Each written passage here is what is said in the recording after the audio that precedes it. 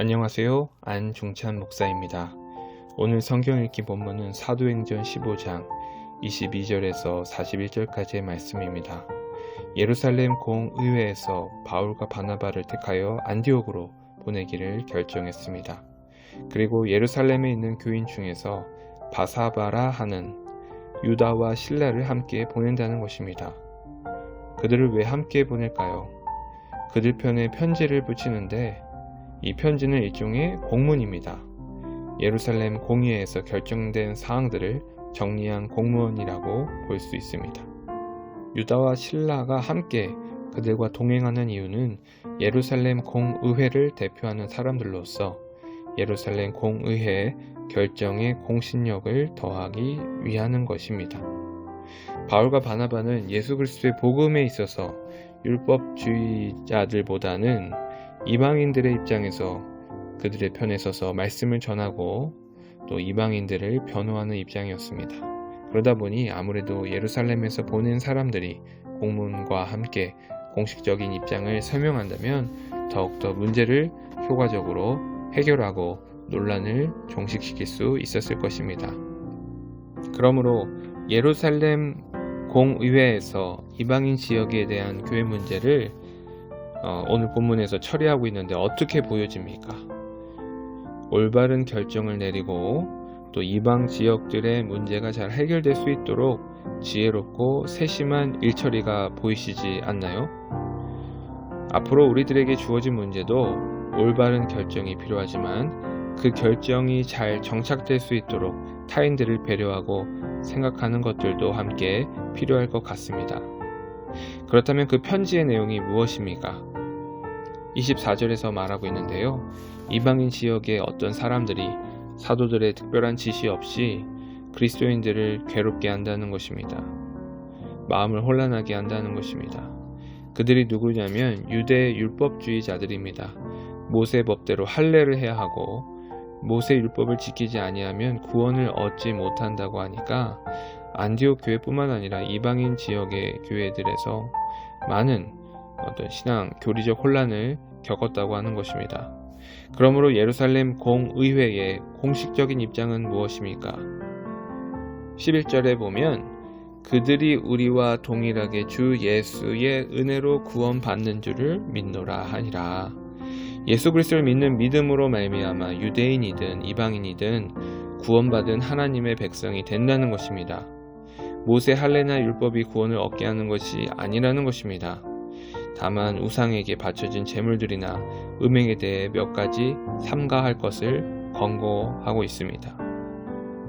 예루살렘 교회의 공식적인 입장, 예수님을 믿고 신자들이 구원을 받는 이 교리는 그리스도인에게 있어서 절대 타협할 수 없는 아주 절대적이고 중요한 핵심 기독교 신앙 고백입니다. 어쩌면 사람들이 이를 대수롭지 않게 생각할 수도 있고 그저 착하게 살면 되지 뭐가 그렇게 중요하냐, 누군가는 이렇게 가볍게 생각할 수 있다는 것이죠. 그러나 그렇게 가볍게 넘겨서는 안 되는 것입니다. 하나님께서 죄로 인해 완전히 무너진 사람들을 구원하기 위해서 예수 그리스도를 통해 유일한 방법을 제시하신 것입니다. 이를 위해서 예수님이 이 땅에 인간의 몸을 입고 성육신하시고 인간의 죄를 위하여 십자가에서 보혈을 흘리시고 죽음을 당하신 것입니다. 예수님을 믿는 믿음이 아니라면 우리 주님께서는 애시당초 십자가에서 그렇게 희생당하실 필요도 없다는 것입니다. 그러므로 예수님을 믿는 믿음이 아닌 다른 무엇을 강조한다는 것은 무엇이냐?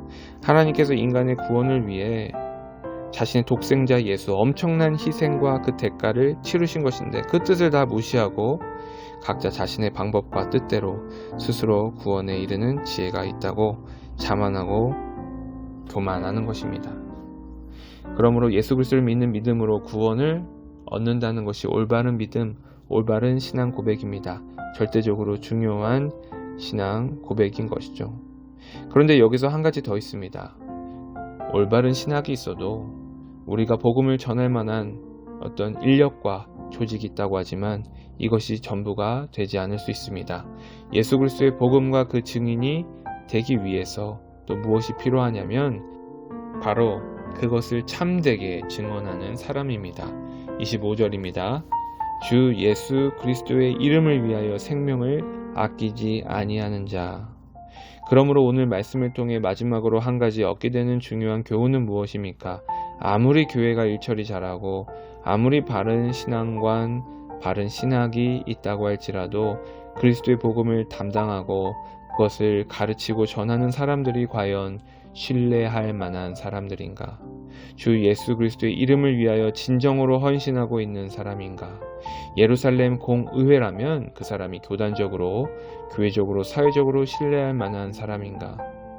오늘날 한국교회가 문제가 있다면 성경을 잘 몰라서, 신학을 잘 몰라서 그러한 문제가 있을까요? 예수님을 믿지만 역사적으로 그 어느 때보다도 학문적으로 예수님을 잘 알고 있지만 예수님을 믿는 신앙으로 살아가는 그 실체가 없기 때문에 어쩌면 한국 교단이나 교회는 세상으로부터 신뢰를 잃은 것 같습니다. 예수님을 잘 믿고 신앙하는 실체가 있어야 우리는, 교회는 우리가 마주하고 있는 문제들을 지혜롭게 해결하기 위한 접점과 신뢰가 형성될 것입니다.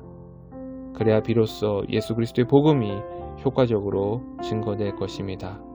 그러므로 저와 여러분, 말로만 하나님을 믿고 말로만 예수님을 사랑한다고 신앙 고백하기보다는 우리들의 삶으로 하나님을 믿는 증거가 되고 행동으로 예수 그리스도의 인격과 성품과 겸손함과 그분의 발자취를 따라가기를 간절히 축복합니다. 기도하겠습니다. 하나님, 그렇습니다.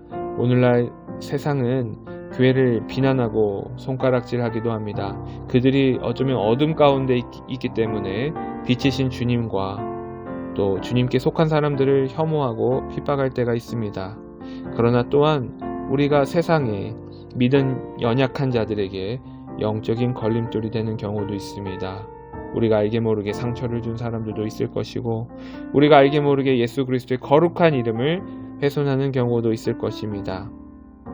불쌍히 긍휼히 여겨주시고 이제는 우리들의 부족함을 증거하는 것이 아니라 예수 그리스도의 온전함을 증거하게 하여 주시옵소서. 우리가 말로만 주님을 자랑하는 것이 아니라 삶으로 주님을 증거하고 자랑하게 하여 주시옵소서. 속죄와 구원의 은혜를 훨씬 더 뛰어넘어서 이제는 하나님의 말씀이 증거되는 하나님의 영광과 기쁨이 되어지는 삶의 실체가 되게 하여 주시옵소서. 감사드리며 우리 주 예수 그리스도의 이름으로 기도하옵나이다. 아멘.